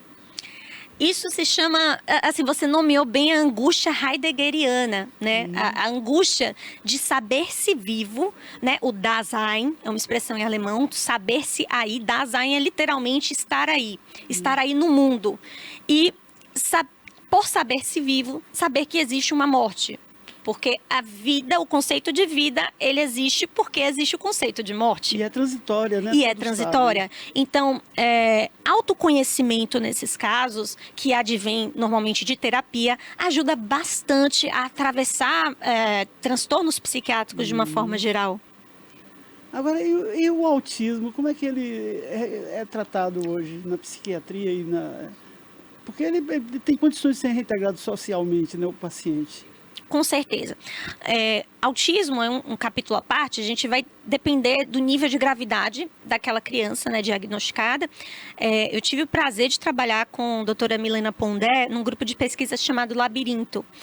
Hoje, a doutora Milena ela é uma referência na Bahia, no Brasil e internacional também, com estudo de transtornos da infância e adolescência, inclusive autismo, e desenvolver escalas para diagnóstico. Então, muitas pessoas têm dito assim, nossa, mas está tendo uma epidemia de autismo nas nossas crianças. Claro que isso daí é uma coisa a ser vista com muita cautela, mas os métodos diagnósticos precoces, eles melhoraram muito. Então, não é que antes não existiam casos de autismo, mas eram casos que não eram diagnosticados devidamente. Então, hoje a gente tem a possibilidade de cuidar dessas crianças para terem um desfecho menos mórbido. A criança demora de falar, demora de andar e tal. Aí o nego confunde uma coisa com a outra. Não tinha identificação do problema. E o TDAH? TDAH ele vai muito na mesma linha. Inclusive, eles compartilham losses, né, que são genéticos, traços genéticos muito semelhantes. Teve um estudo, inclusive, que comprovou isso. Também é um transtorno do neurodesenvolvimento, assim como o autismo. E tem sido diagnosticado, a gente tem muitos adultos sendo diagnosticados. Agora, o que é mais difícil, porque na criança é bem fácil você diagnosticar, claro. No adulto já não é, porque ele já desenvolveu estratégias adaptativas ao longo da vida dele. Então, a gente está vendo essa geração que não foi diagnosticada na infância, porque não se falava sobre, né? Não tinham métodos diagnósticos concisos para isso. E os avanços, por exemplo, o uso do telefone celular. Você chega num lugar, tá a mulher lendo o celular, o marido também, as pessoas conversam um pouco, dialogam um pouco. Isso pode gerar uma crise social e psicológica também entre as pessoas no relacionamento? É uma coisa muito nova, isso que tem acontecido, é uma coisa que a gente tem se deparado, que aumentou muito durante a pandemia, por motivos óbvios, né? A gente não podia estar em contato direto com as pessoas, então aumentou-se muito aplicativos e houve um lucro muito grande com essa comunicação via smartphone. O grande problema não é muito para o adulto, que já teve a sua formação cognitiva, né, construída, afastada do celular. Então, a gente vai ver essa repercussão muito mais nas próximas gerações, de crianças que tiveram muito acesso a ao aparelho, algo tecnológico, e que não interagiu muito com o meio, não teve atividades lúdicas, atividades que exercessem mais outras habilidades cognitivas. No Brasil tem uma política de saúde mental de governo estabelecida a nível estadual, municipal, federal, ou está faltando isso ainda? Existem leis protetivas com relação ao indivíduo com transtorno mental.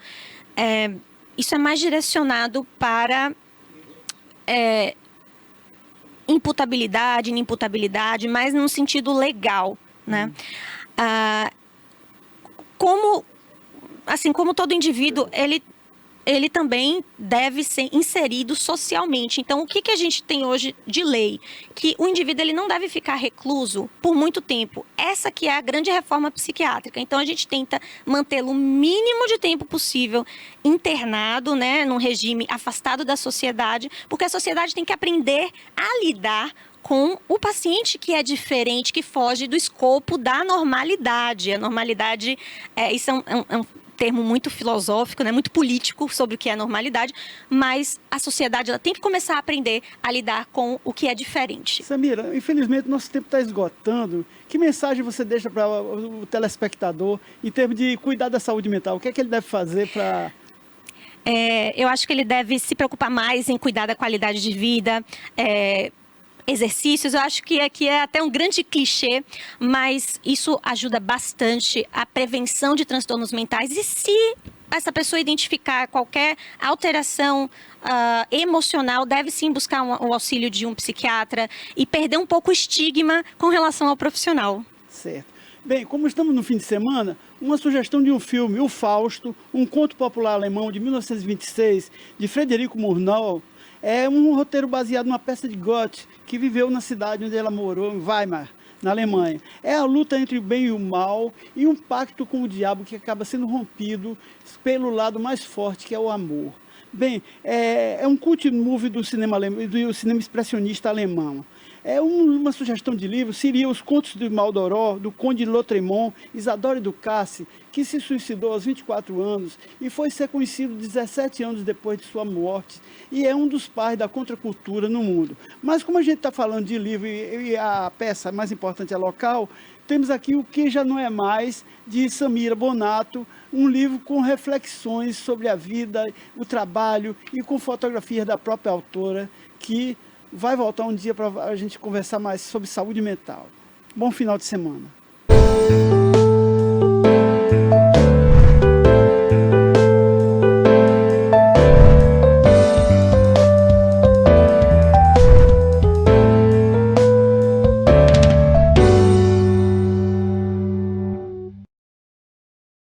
Criada em 2005, a TVI se tornou a primeira emissora de TV por assinatura fora do eixo Rio-São Paulo, transmitida pela operadora TV Cabo para mais de 40 mil espectadores em Itabuna e Ilhéus. Com uma programação 24 horas no ar, a TVI chegou a fazer 6 horas de programação local diária ao vivo, revelando talentos para a televisão baiana.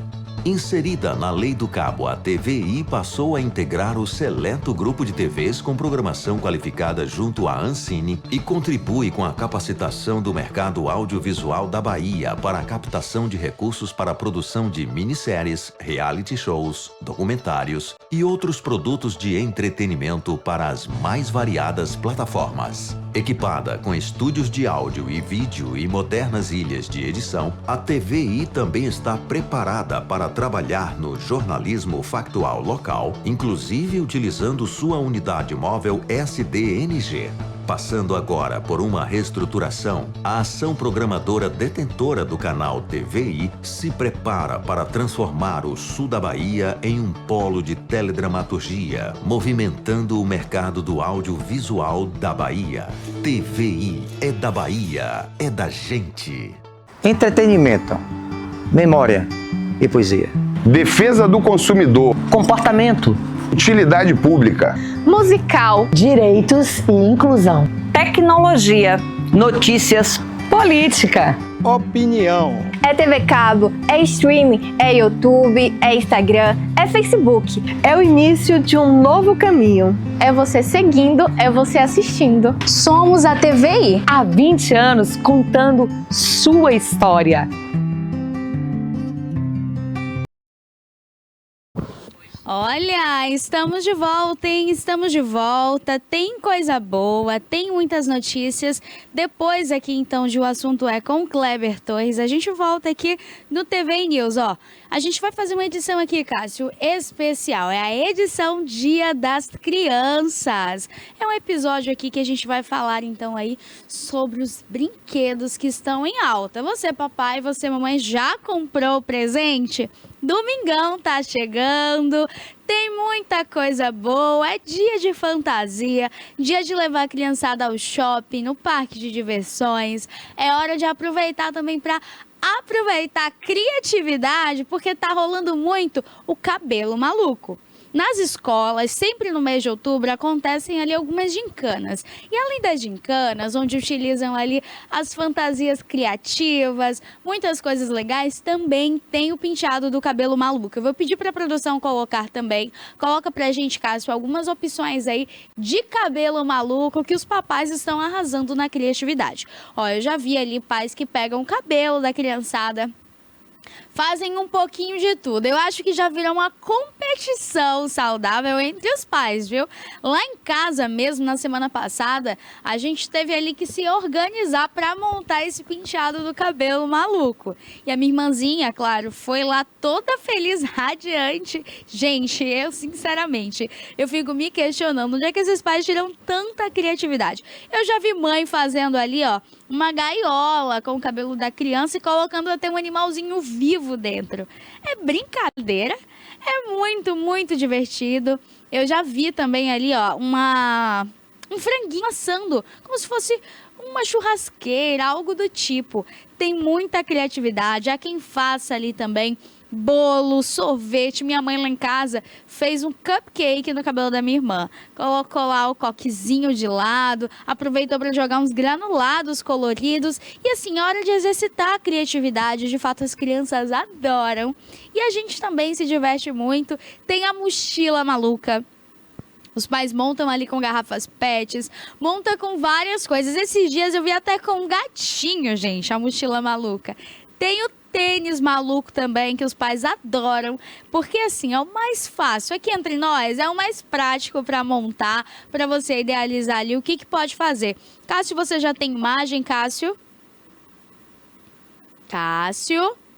Olha só, a mamãe aí utilizou então aquela mãozinha elástica ali, fez duas, gente, ó. Duas mãozinhas elásticas, colocou no cabelo, tem aqui do lado com as bolinhas, olha só que coisa linda, muita cor. Na verdade, dá para aproveitar ali um pouquinho de cada coisa para você, ó, jogar sua criatividade e com certeza as crianças adoram. Uma vem o cabelo da outra e é muito bacana. Pode ir passando, tá, Cássio? Além de tudo, gente, nessa época do ano, as crianças adoram, né? Já fica ali na expectativa. Será que na escola vai vir mochila maluca? Será que vai ser cabelo maluco? O que vai vir por aí? O que eu mais estou vendo são os pais ali arrasando. Eu, particularmente, acho que já virou ali uma rivalidade, uma competição. Os pais ficam, ó, eu tenho que acertar, eu tenho que fazer tudo bonitinho. E as crianças que saem ganhando com tudo isso. E claro, a gente que também se diverte super. Então, assim, as papelarias nessa época do ano aproveitam bastante, ó, porque lucra. Essa é uma brincadeira muito divertida. As escolas também ganham muito ali, no sentido de as crianças vão para se divertir. É um dia especial, é um dia que é muito esperado. Olha só. Essa daí, gente, fez um fantasminha. Fez um fantasminha, olha que coisinha mais bonitinha. Até os olhinhos colocou, cabelo divididinho, partidinho. As crianças também, entre elas ali, se divertem muito. Lá em casa, minha irmã agora apaixonou pelo Stitch. No dia do cabelo maluco, essa menina queria colocar um Stitch na cabeça. Eu falei, meu Deus, onde é que a gente vai tirar esse Stitch para colocar? como que vai montar esse Stitch, e aquela agonia, e compra coisa, material, tenta fazer, mas a gente, ó, não sabia como é que ia colocar, porque nem tinha visto ainda do Stitch.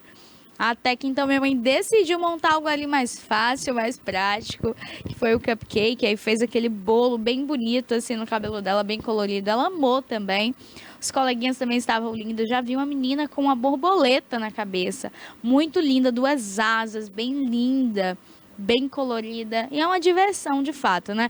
O domingo promete. Eu acho que alguns pais irão apostar também nesse penteado aí pro domingão.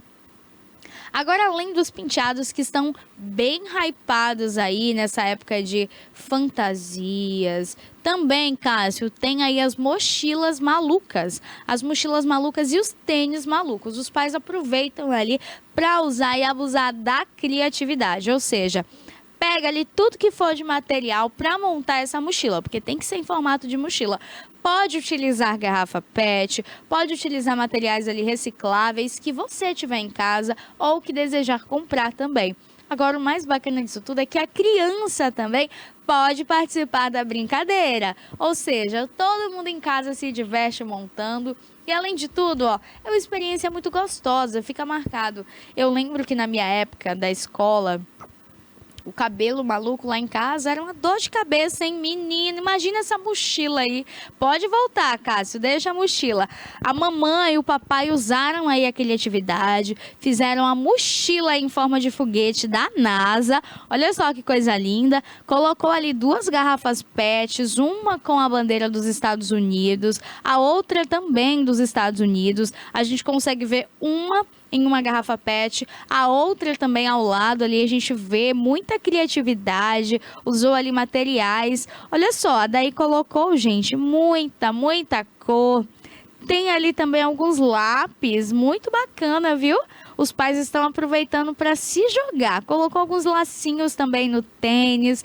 Muita criatividade, hein, Cássio? Cássio, qual que você gostou? Bora fazer a votação aqui. Qual foi que você mais gostou, Cássio? O tênis ou a mochila? Cássio?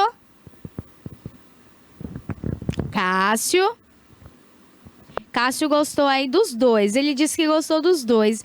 Eu, particularmente, amei essa mochila. Eu achei que foi, assim, a mais criativa. Então, bora aqui dar esse prêmio, ó. Nossos parabéns para essa mamãe, para esse papai, que arrasaram. Essa meia aí também super colorida, ó.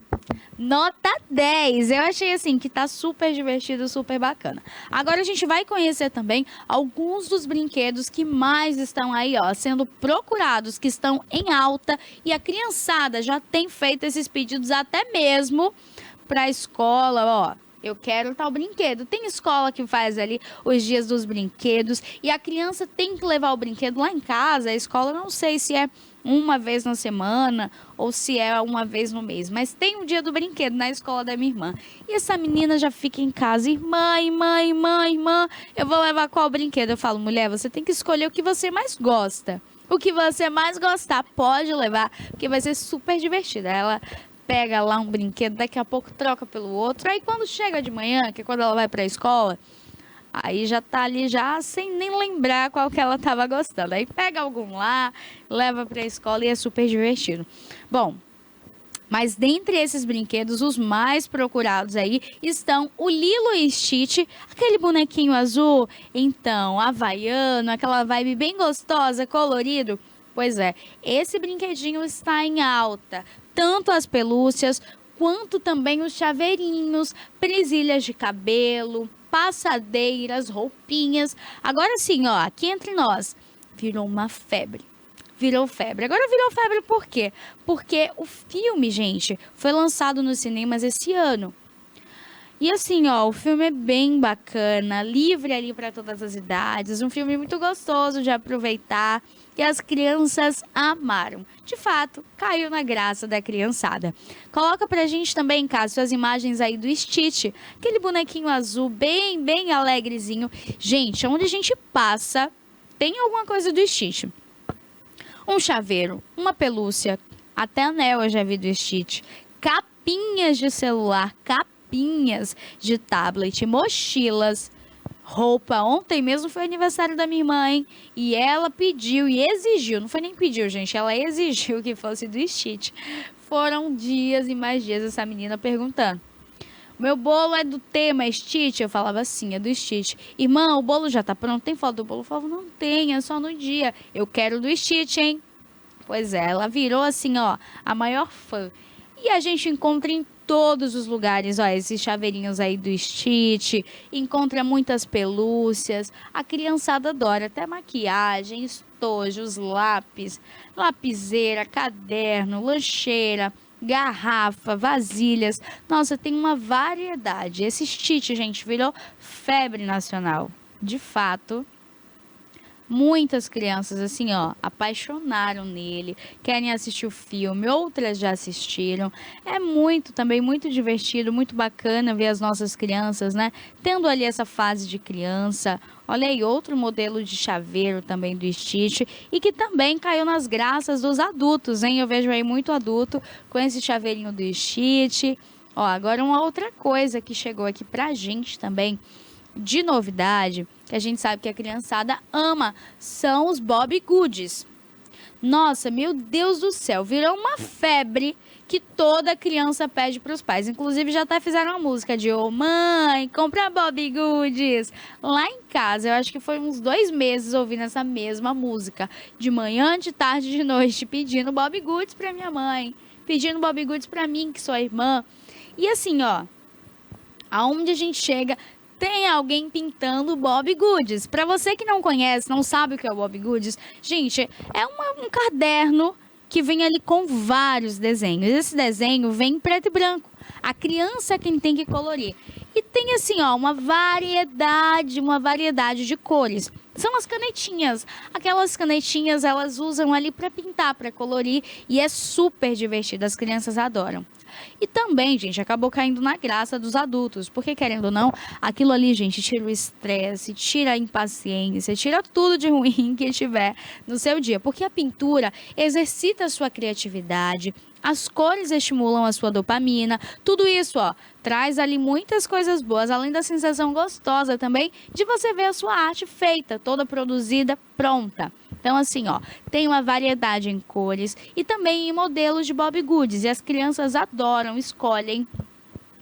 Quem sobra nisso tudo é, ó, o bolso da gente, que Bobbie Goods não é baratinho, não, hein?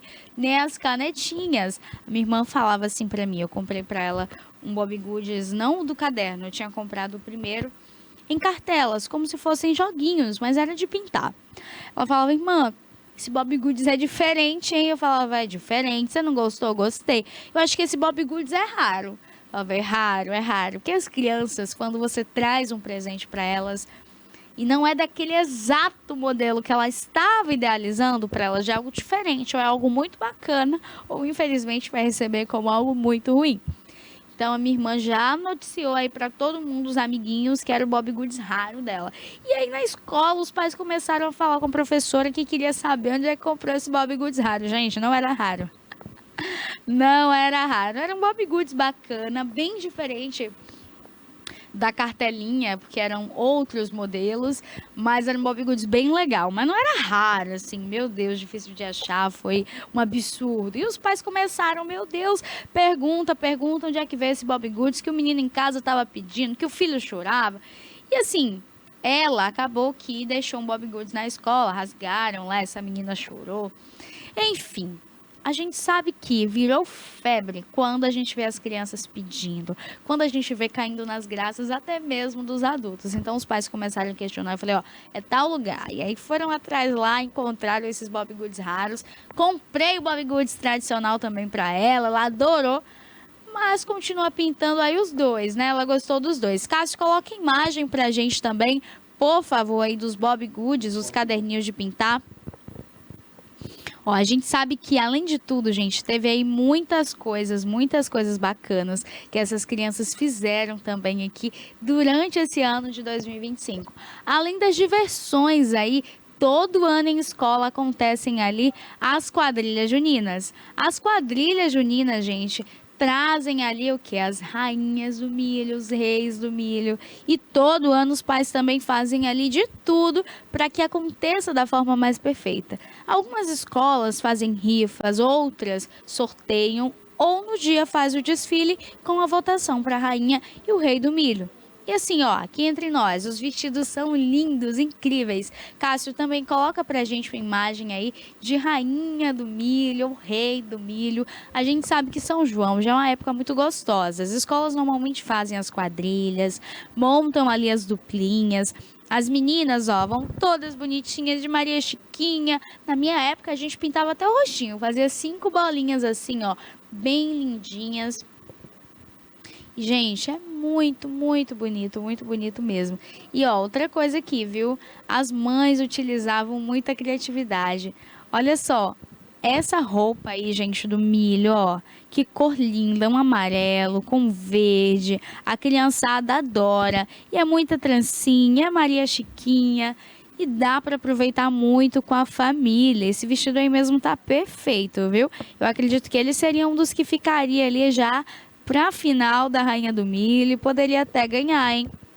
Olha só, que coisa linda, uma princesa, gente, mais uma princesa aí, com traje junino, um lookinho super criativo. A mãe ou o local que alugou esse vestido tem bom gosto, hein? Montou ali com muitas cores, volume. E ela ganhou, olha só a coroa. Gente, eu ganhei já a Rainha do Milho. É trazer minha foto, depois desistir.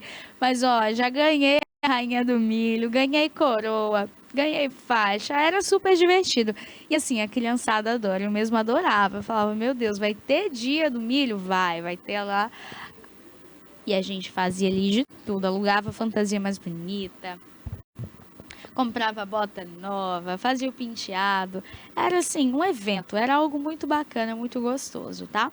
Mas já estamos chegando ao fim do nosso programa de hoje e Dia das Crianças está chegando. Por isso, quero deixar um beijo carinhoso para todas as crianças aqui, ó, que assistem e, claro, para os filhos dos nossos telespectadores. Um abraço carinhoso, que seja um domingo de muita alegria, de muita coisa boa entre as famílias, né? É um dia em que os parques estão aí bem animados, a criançada vai estar exercitando mais a criatividade e que os papais, ó, tenham muita vontade e muita coragem, porque vai ter que suar nesse Dia das Crianças, hein? Levando aí pra tudo que é lugar. Tem praça de diversão. Tem muito doce gostoso também, que essa criançada vai pedir. Tem muito presente, inclusive a gente trouxe aqui algumas das ideias do que tá em alta e a criançada adora. Mas estamos chegando ao fim, quero lhe agradecer por sua audiência, dizer que na segunda-feira a gente volta, hein? Segunda-feira a gente tem esse encontro marcado aqui na telinha da TVI, no TVI News, e te dizer que nesse domingo acontece então um sorteio especial aqui, através da TVI, tá?